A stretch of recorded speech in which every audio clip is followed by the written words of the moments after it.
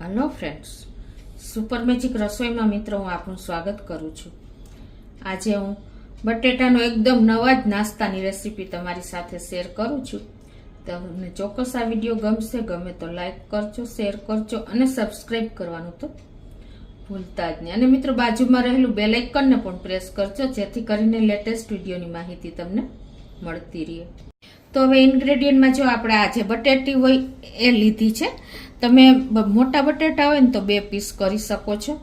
અને આપણે બીજું ચોખાનો લોટ છે, કોર્નફ્લોર છે, પછી આપણે ધાણા ભાજી, મરચી, આદુ અને લસણ, લાલ મરચું પાવડર લેશું, અને આપણે સંચર પાવડર, મીઠું, તેલ અને ચાટ મસાલો તો બનાવવાનું ચાલુ કરીએ.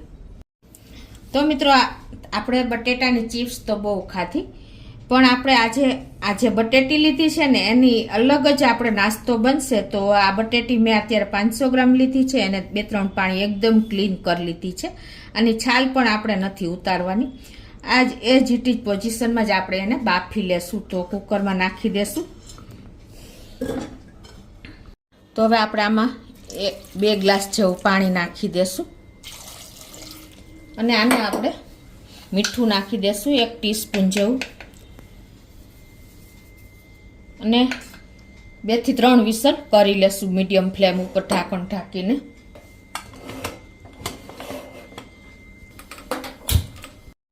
આપણે એના માટેની ચટણીઓ તૈયાર કરી લેશું મિક્સ કરવા માટે. તો અત્યારે આપણે 2 થી 3 ટેબલ સ્પૂન જેવી આવી ડંઠલ સહિત જ ધાણા ભાજી નાખી દેશું, અને 2 થી 3 લીલા મરચાં નાખી દેશું, અને 1 થી 1.5 ઇંચ આપણે આદુના ટુકડા નાખીને અને આને થોડુંક પાણી અને મીઠું નાખીને આની પેસ્ટ તૈયાર કરી લેશું. 1/4 ટીસ્પૂન જેટલું મીઠું અને પાણી આપણે 1 થી 2 ટેબલ સ્પૂન નાખીને અને આની પેસ્ટ સરસ તૈયાર કરી લેશું. તો જો આ રીતે આપણે આવી લિક્વિડાઇઝ રાખવાની છે, અને એને આપણે એક વાટકીમાં કાઢી લેશું. તો એ જ રીતે આપણે લસણની ચટણી કરવાની છે. તો 15 થી 20 કળી આપણે લસણ, 1 ટેબલ સ્પૂન જેવું લાલ મરચું, અને ટેસ્ટ એકોર્ડિંગ 1/2 ટીસ્પૂન જેવું મીઠું, અને 1 ટેબલ સ્પૂન જેવું પાણી નાખી અને આપણે આની પેસ્ટ તૈયાર કરી લેશું. તો આ રીતે જો આપણે લસણની ચટણી પણ તૈયાર કરી લીધી છે. તો એને પણ એક વાટકીમાં કાઢી લઈએ. 3 વિસલ થઈ ગઈ છે અને પ્રેશર પણ રિલીઝ થઈ ગયું છે. તો આપણે બટેટીને કાઢી લેશું.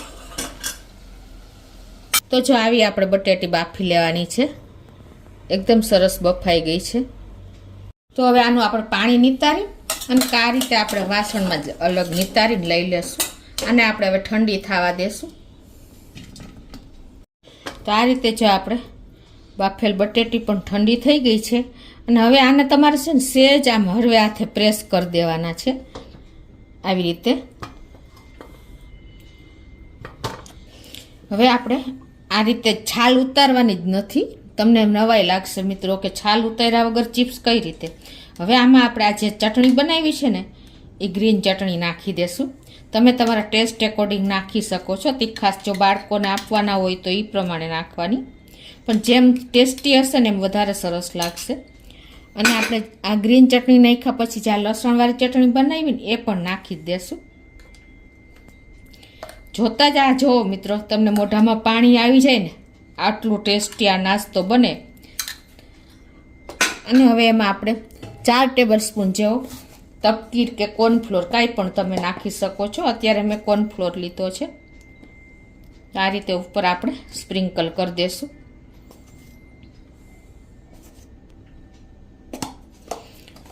અને જેટલો કોર્નફ્લોર લીધો ને એનાથી ડબલ આપણે ચોખાનો લોટ લેવાનો છે, આ રીતે.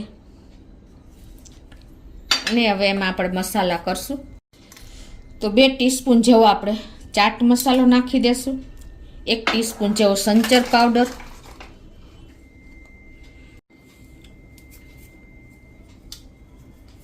અને 1/2 ટીસ્પૂન જેવું મીઠું નાખી દેશું. અને હવે તમારે થોડીક તીખાશ વધારવી હોય તો કાશ્મીરી લાલ મરચું નાખી દેવાનું. અને હવે આ બધું જ આપણે મિક્સ કરી લેવાનું છે. થોડુંક આપણે 2 ટેબલ સ્પૂન જેવું તેલ પણ નાખી દેશું.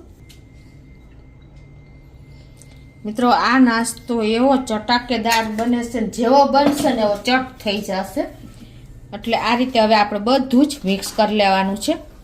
બટેટા સાથે છાલ સહિત જ આ બધા મસાલા, આ બધા બે લોટ, અને એકદમ સરસ એને કોટિંગ થાય ને એ રીતે તમારે એને કરી લેવાનું છે. અને જો હજી આપણે થોડુંક મોઇસ્ચર લાગે છે, બટેટા ઠંડા જ કરવાના, પછી જ આપણે બધું મિક્સ કરવાનું છે. અને એમ છતાંય જો મોઇસ્ચર લાગે ને તો તમારે થોડોક આપણે ચોખાનો લોટ એડ કરી દેવાનો. અને ટેસ્ટ એકોર્ડિંગ આપણે બધા મસાલા રાખવાના છે. 2 ટેબલ સ્પૂન જેવો પાછો મેં એડ કર્યો છે. તો આ રીતે જો આપણે બટેટીને મસાલો કોટેડ થઈ ગયો છે. હવે આ બાજુ આપણે તેલ ગરમ કરવા મૂકી દીધું છે ફૂલ ફ્લેમ ઉપર, અને આપણું તેલ પણ ગરમ થઈ ગયું છે. તો હવે આપણે આ એક પછી એક આપણે આ બટેટી જે કોટેડ કરેલી છે ને મસાલા સાથે, એને આપણે આ રીતે તેલમાં તરી લેશું.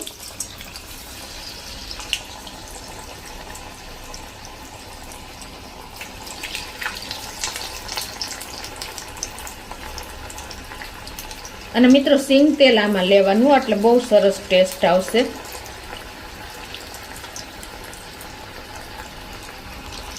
તો આ રીતે જો આપણે બટેટા નાખી દીધા છે ને 1-2 મિનિટ થઈ છે, અને આવા ક્રન્ચી આપણે થાય ને એવા બટેટા કરવાના છે. જુઓ મિત્રો, છે ને એકદમ ક્રન્ચી થઈ જાય ને એવા આપણે તરવાના છે.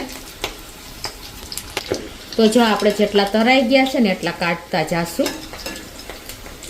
એકદમ ક્રિસ્પી આપણે કરવાના છે, અવાજ પણ આવે ને એવા. જુઓ, તમને ડીશમાં નાખીને પણ બતાવું.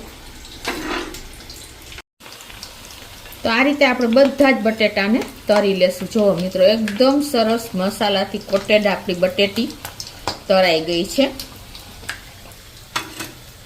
તો આ રીતે આપણે બધા જો બટેટી મસાલાવાળી તરી લીધી છે. અને આ રીતે તમારે સેજ પ્રેસ કરીને જ બટેટું નાખવાની, નહીતર શું થશે, તેલમાં ફૂટશે બટેટી આખી હશે ને તો, અને મસાલો પણ સરસ અંદર નહીં ઉતરે. એટલે આ રીતે પ્રેસ કરી દેવાની, અને આવી રીતે તમારે પ્રેસ કરીને અને દબાવી દેવાની. તો તમારા બટેટા એકદમ ક્રિસ્પી થશે, પ્લસ તેલમાં ફૂટશે નહીં અને તેલ પણ ઉડશે નહીં. તો આ રીતે આપણે બધા જ બટેટીનો નવો નાસ્તો તળી લીધો છે. જુઓ મિત્રો, જોતા જ તમને ખાવાની ઈચ્છા થઈ જાય, અને તૈયાર કર્યા પછી પડાપડી થાય ને એવો આપણો બટેટીનો ફિંગર ચિપ્સને પણ ભૂલાવી દે એવો ક્રન્ચી અને એકદમ ક્રિસ્પી એવો આપણો નાસ્તો રેડી છે મિત્રો. અને આ નાસ્તાને તમે આ રીતે લીલી ચટણી સાથે સર્વ કરી શકો છો મિત્રો. અને તમે 2-3 દિવસ રાખી પણ શકો છો. એટલો ટેસ્ટી અને એટલો લાજવાબ આપણો બટેટીનો નવો નાસ્તો રેડી છે મિત્રો. તો તમને ચોક્કસ આ વિડીયો ગમશે મિત્રો. ગમે તો લાઈક કરજો, શેર કરજો, અને સબસ્ક્રાઈબ કરવાનું તો ભૂલતા જ નહીં.